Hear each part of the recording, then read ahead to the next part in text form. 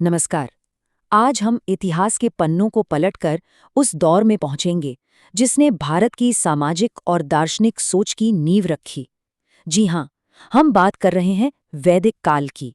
तो देखिए, कहानी शुरू होती है एक बहुत बड़ी मिस्ट्री से। सिंधु घाटी सभ्यता जो इतनी उन्नत थी, अचानक से खत्म हो गई। उसके बाद एक लंबा सन्नाटा। तो सबसे बड़ा सवाल ये है कि इस सन्नाटे को तोड़ा किसने? ये नई सभ्यता, ये नए लोग आखिर कौन थे? ये नई सभ्यता थी वैदिक सभ्यता, और इसका टाइमलाइन देखिए, 1500 ईसा पूर्व से लेके 600 ईसा पूर्व तक, मतलब करीब करीब 900 सालों का एक बहुत लंबा दौर।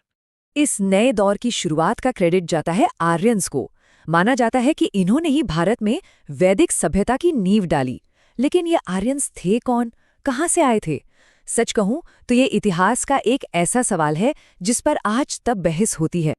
अच्छा, जो हमें पता है वो ये कि ये लोग बहुत ही कुशल पशुपालक थे, मतलब जानवरों को पालते थे, और जबरदस्त योद्धा थे। और हाँ, इन्होंने ही भारत में पहली बार घोड़ों और रथों का इस्तेमाल शुरू किया।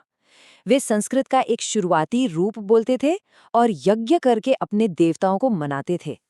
अब इतिहासकार इस पूरे 900 साल के दौर को आसानी से समझने के लिए दो हिस्सों में बांटते हैं। तो चलिए पहले हिस्से से शुरू करते हैं, प्रारंभिक वैदिक काल, जिसे ऋग्वैदिक काल भी कहते हैं। तो इस दौर में समाज कैसा था? देखिए, लोग कबीलों में रहते थे, जिन्हें जन कहा जाता था। हर कबीले का एक राजा तो होता था, लेकिन वो आज के राजा जैसा पावरफुल नहीं था। उसकी शक्तियां बहुत सीमित थीं। कोई फिक्स टैक्स नहीं था, बल्कि लोग आपस में चीजों की अदला बदली यानी बार्टर सिस्टम से काम चलाते थे। और पूजा होती थी इंद्र, अग्नि जैसे प्रकृति के देवताओं की। यहाँ की सबसे सबसे दिलचस्प बात थी समाज की बनावट। ये वर्ण व्यवस्था पर आधारित थी। अब इसका मतलब क्या है? इसका सीधा सा मतलब ये है कि किसी का स्टेटस उसके जन्म से नहीं, बल्कि उसके काम से, उसके कर्म से तय होता था। ये पॉइंट बहुत जरूरी है, इसे याद रखना है, क्योंकि आगे चलकर कहानी पूरी तरह बदलने वाली है। तो चलिए अब समय में थोड़ा आगे बढ़ते हैं, दूसरे फेज में आते हैं, यानी उत्तर वैदिक काल। ये वो समय था जब समाज में इतने बड़े बड़े बदलाव आए कि सब कुछ बदल गया। और इस बदलाव की जड़ में थी एक टेक्नोलॉजी, लोहा। लोहे के औजारों से खेती में क्रांति आ गई। पैदावार इतनी बढ़ी कि सरप्लस होने लगा। अब इसी सरप्लस से एक फॉर्मल टैक्स सिस्टम बना, और इसी टैक्स के पैसे से राजा पहले से कहीं ज्यादा अमीर और शक्तिशाली हो गए। बात यही नहीं रुकी। अब बार्टर सिस्टम की जगह सिक्कों ने ले ली। पूजा पाठ जो पहले सीधी सादी होती थी, अब वो बड़े बड़े मुश्किल यज्ञों में बदल गईं। और हाँ, भारत के दो महान महाकाव्य रामायण और महाभारत भी इसी दौर में रचे गए। तो जाहिर है, समाज एक बहुत बड़ी ट्रांजिशन से गुजर रहा था।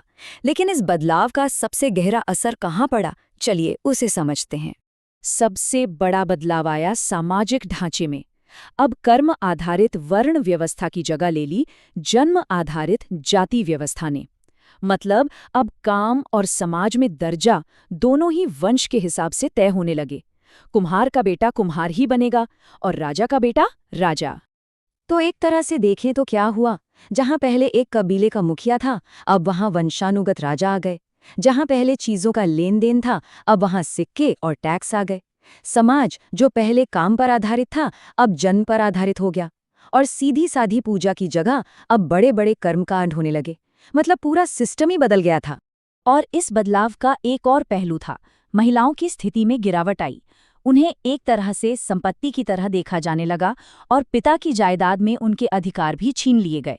इससे उनकी आज़ादी पर बहुत असर पड़ा। चलिए अब घूम फिरकर उसी सवाल पर वापस आते हैं जहां से हमने शुरू किया था, कि आखिर ये सब बदलाव लाने वाले आर्यंस थे कौन?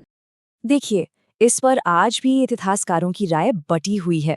कुछ भारतीय विचारक मानते हैं कि वो भारत के ही मूल निवासी थे, जो शायद तिब्बत या आर्कटिक से आए। वहीं ज्यादातर वेस्टर्न हिस्टोरियंस मानते हैं कि वो सेंट्रल एशिया या यूरेशिया से माइग्रेट करके आए थे। और एक तीसरी थ्योरी ये भी है कि आर्यन को एक नस्ल नहीं, बल्कि एक जैसी भाषा और कल्चर को मानने वाले लोगों का एक ग्रुप था।